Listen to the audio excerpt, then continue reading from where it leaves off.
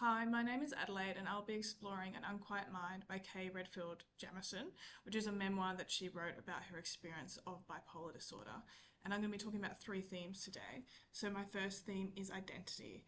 And the reason I chose identity is because I feel like this story is really about Jamison discovering who she is and who her mental illness is and how she can separate those two things.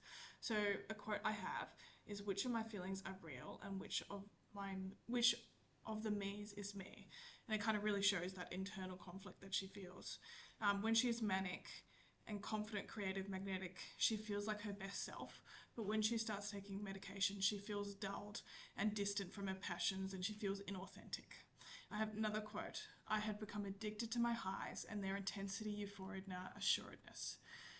She understands that if she stops taking medication, that she would likely experience worse bipolar episodes, and yet she still decides to stop taking medication.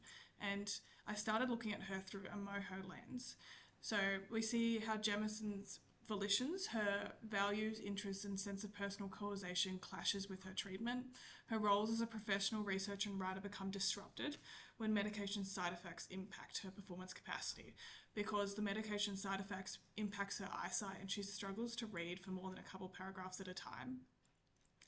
Her sense of purpose, identity, and motivation all become entangled in kind of seeing herself as her highs rather than when she's on medication and she feels more dulled.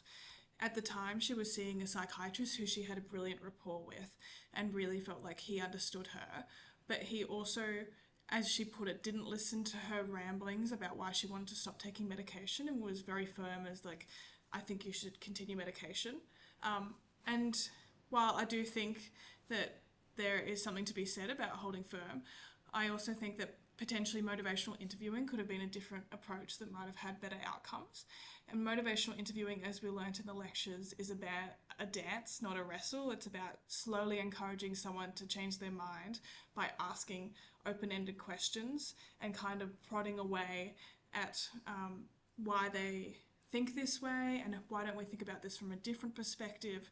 We could do stuff like writing out a pros and cons list and what am I afraid if I what am I afraid I'll lose if I keep taking medication? Like those kind of questions, and really thinking it out and slowly encouraging someone to see a different perspective rather than just being holding firm in your own. So that would just kind of be what I would do. My next theme is stigma. And stigma, the reason I chose this one, similar to identity, is pervasive throughout the book, but stigma feels like there's less of a conclusion than with identity. I feel like she experiences stigma up to the point of publishing this book because she's quite scared to publish this book. She's quite anxious about the way she will be viewed. I have a quote here. "I'm tired of hiding, tired of hypocrisy, and tired of acting as though I have something to hide." Even though her workplace, she is working with people who are mentally ill, and so are her co-workers, many of whom are mentally ill. Most of them don't open up to their workplace or their colleagues that they are experiencing that, and many of them self-medicate, and many of them end up committing suicide. And I just feel that obviously it's incredibly sad, but there could have been so much that was done at the time to try and normalize this experience in the workplace. There could have been kind of acceptance that to be the best clinician you need to be, it's all right if you're mentally ill, you just need to be taking care of yourself first. And part of that is not self-medicating, but going to professionals and seeking external help so that you can come to your workplace as your best self.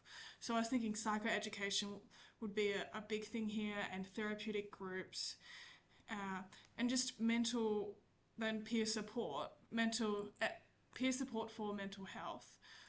Because at the end of the day, I really think that to help prevent stigma, you really need to facilitate connection and normalization. And my third theme is stress. And for stress, I was really thinking about this from the stress vulnerability model, which is we've spoken about quite a lot. And as we know, the stress vulnerability model is about the genetic vulnerabilities along with the environmental stresses and her mental illness all in one, and how they contribute to her stress and her bucket overflowing. So she had a couple moments where she was calm and she was not and happy, but not because of high moods. She was just happy within herself and she had quite stable moods.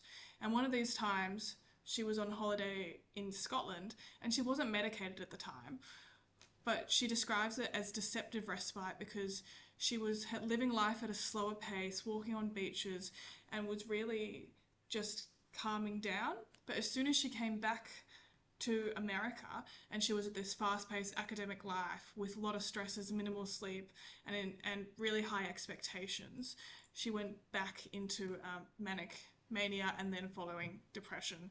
So you could really see how the stresses kind of build up for her and how they contribute to her life. And I think she often struggles a lot with sleep. So even you could use the stress vulnerability model to even look at her sleep routines and her sleep hygiene and kind of as predictors of what might happen. Like, I can see right now that you have a lot of stresses going on. What do we think this might lead to? How can we reduce the stresses? What are the coping mechanisms that we currently are using? And this obviously also links into MOHO, as you could use it to kind of look at the habituation, the patterns and habituation.